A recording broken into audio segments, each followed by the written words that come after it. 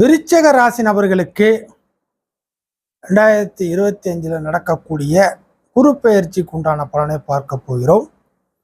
குரு பெயர்ச்சி பலன் மே மாதம் 15 எடுத்துக்கலாம்.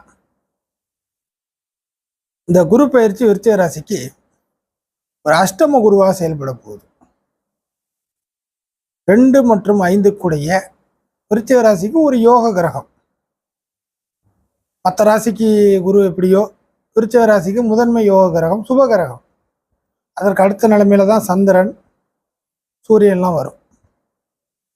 ஸோ இந்த முதன்மை யோக கிரகமான குரு விருச்சிக ராசியிலேருந்து 8ன்னு சொல்லக்கூடிய மிதுனத்திற்கு பெயர்ச்சி. அப்போ மிதுனத்தில் பெயர்ச்சி ஆகக்கூடிய குரு அஷ்டம குரு. 8ங்கிறது ஒரு நஷ்டத்தை ஏற்படுத்தக்கூடிய ஒரு இடம்.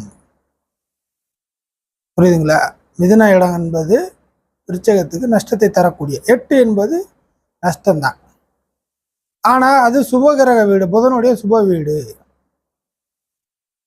அப்போ இந்த 8ல் போகக்கூடிய குரு மாட்டுமா, இல்லை 8 டெவலப் பண்ணுமா, இல்லை நஷ்டத்தை சரி பண்ணுமா? என்ன யோக கிரகம் 8ல் போகுது, இதை தான் பார்க்க போகிறோம் பொதுவாக.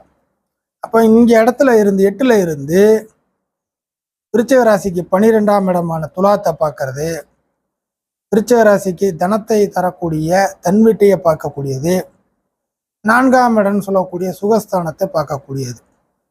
ஆக 12, 2, 4. இதில் விருச்சிக ராசி நபர்களுக்கு முதன்மையாக இந்த 8ல் வரக்கூடிய குரு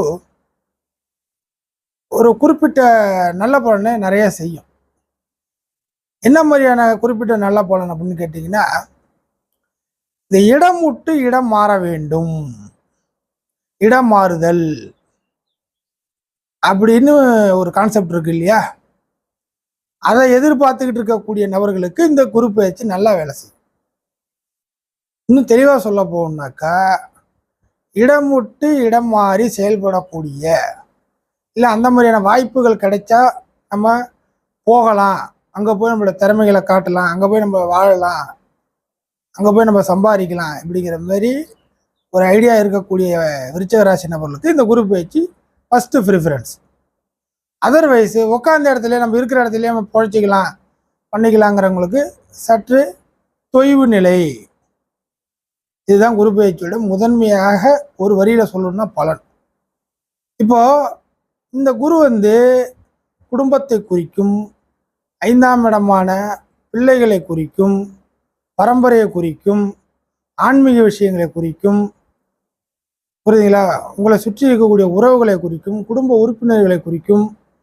இதையெல்லாம் கொடுக்கக்கூடிய குரு 8ல் போகிறதுனால இந்த மாதிரியான பர்சன், இப்போ நான் சொன்னேன் பார்த்தீங்களா, இந்த மாதிரியான நபர்களை நம்பி, இல்லை இந்த மாதிரி நபர்கள் உங்ககிட்ட நம்பி எதையுமே செயல்பாட்டுக்கு கொண்டு வந்து ஜெயிக்க முடியாது.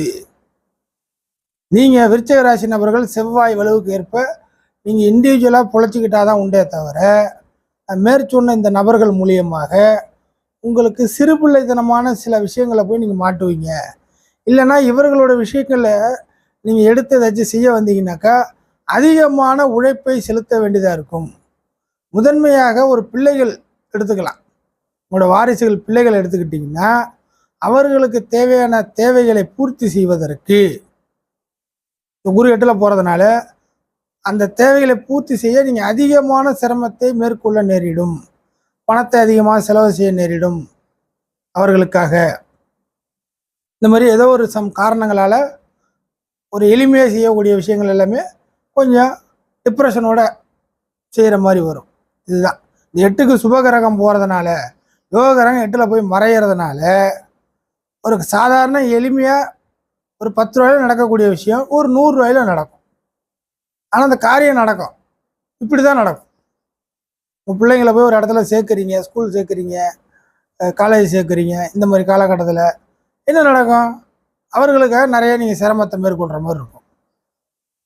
இன்னும் கொஞ்சம் மார்க் எடுத்துருந்தா கொஞ்சம் ஈஸியாக வந்திருக்கலாம். இப்போ இதுக்காக போய் பணத்தை கடன் வாங்கி செலவு பண்ணி கொஞ்சம் அதிகமான ரெக்கமெண்டேஷன் பண்ணி பார்க்காதவங்களாம் கையில் காலில் உளுந்து எல்லாம் சேர்க்க வேண்டியதாக போச்சு. எப்படியோ போதும் போதுன்னு ஆகி சேர்த்துட்டேன், அப்படி சேர்த்துட்டேங்கிற ஒரு வார்த்தை வரும். ஆனால் போதும் போதுங்கிற அந்த வார்த்தையும் சேர்ந்து வரும். இதுதான் குரு பெயர்ச்சிக்கான பலன். இதே தான் எல்லாத்துலேயுமே, குடும்பத்துலேயும் இப்படி தான். யாருக்காச்சும் ஒருத்தவங்களுக்கு ஏதாச்சும் நீங்கள் ஹெல்ப் பண்ண போனாலும் இப்படி தான் இருக்கும்.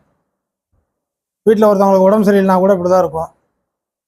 இது மாதிரி எல்லா விஷயங்களும் குரு 8ல் போய் மறையிறதுனால குருவுடைய காரக விஷயங்கள்ல இப்படி தான் இருக்கும். அதுக்கு அடுத்ததாக இப்போ உங்களுடைய பர்சனல் விஷயத்துக்கு வருவோம். விருச்சகத்துக்கு ஒரு பணத்தை கையாளுறீங்க, ஒரு கடனை வாங்குறீங்க, ஒரு பணத்தை வந்து சேவிங்ஸ்லேருந்து எடுக்கிறீங்க, ஒரு நகையை வந்து அடகு வைக்கிறீங்க, இந்த மாதிரி ஏதாச்சும் ஒரு பொருளை பணமாக மாற்றுறீங்க, பணத்தை பொருளாக மாற்றுறீங்க, எல்லாமே எதிர்கால தேவைகளை கருதி தான் செய்யணுமே தவிர இந்த 1 இயருக்குள்ளே ஏதாச்சும் பண்ணிடலாம் அப்படிங்கிற ஒரு கணக்கில் போய் செய்யக்கூடாது. குரு பயிற்சியில் ஒரு பெரிய பணத்தை கையாண்டு பெரிய அளவில் ஜெயிச்சிடலாம் அப்படிங்கிற ஒரு விஷயத்த இந்த 1 இயருக்குள்ளே பண்ணக்கூடாது. அதுக்கு அடுத்தடுத்த வருடங்கள் எப்படி போகணும் அதுக்கேற்ற மாதிரி பிளான் பண்ணிக்கணும். ஸோ இந்த 1 இயருக்குள்ளே பெரிய பணத்தை வச்சு, ஏன்னா குரு 8ல் போகிறதுனால அங்கே இருக்கிற நட்சத்திர சாரங்கள்லாம் கிட்டத்தட்ட மிருகசீரிஷம், திருவாதிரை, அடுத்தது புனர்பூசம் இப்படிலாம் வர்றதுனால அது வந்து ஒரு சின்ன ஒரு தொகை உங்களுக்கு லாபம் கொடுக்குற மாதிரி இருக்கும். ஆனால் திருப்பி உங்களுடைய விஷயங்கள் எல்லாத்தையும் உள்ளே இழுக்கிற மாதிரி ஆகிடும். ஒரு பணத்தை ஹேண்டில் பண்ணுறீங்கனாக்கா இந்த 1 இயருக்குள்ளே பெருசாக நம்மளுக்கு எதாவது கிடைக்கும் அப்படிங்கிற ஒரு ஐடியாலாம் பண்ணக்கூடாது. இதுதான். அதற்கு அடுத்தடுத்த வருடங்களுக்கு வாய்ப்பு இருக்கா அப்படிங்கிற மாதிரி ஒரு பிளான் பண்ணிட்டீங்கன்னா சௌரியமாக இருக்கும். இதெல்லாம் குரு 8ல் போகிறதுனால. இப்போ பார்வைக்கு வரலாம். இப்போ பார்வை வந்து 12ஆம் இடத்துல வருது. உங்கள் ராசிக்கு 12ஆம் இடம் துலாத்தில் வருது. நம்ம ஏற்கனவே சொன்ன மாதிரி இடம் விட்டு இடம் டிரான்ஸ்ஃபர் வாங்கிறது, அலையிறது, மார்க்கெட்டிங் பண்ணுறது, ஃபாரினுக்கு போகிறது, தொலைதூரமான இடத்துலேருந்து பணத்தை சம்பாதிக்கிறது, குடும்பத்தை பிரிதல், தூர இடத்துக்கு போய் உங்களுடைய வாழ்க்கை முறைகளை மாற்றிக்கொள்வது, ஒரு இடத்துல போய் தூரமாக போய் முடங்குவது, இந்த மாதிரி விஷயங்களுக்கெல்லாம் எதிர்பார்த்துக்கிட்டு இருக்கக்கூடிய விருச்சிக ராசி நபர்களுக்கு பக்காவாக கை கொடுக்கும். அடுத்து தனத்தை பார்க்குது, 2ஆம் இடத்தை பார்க்குது.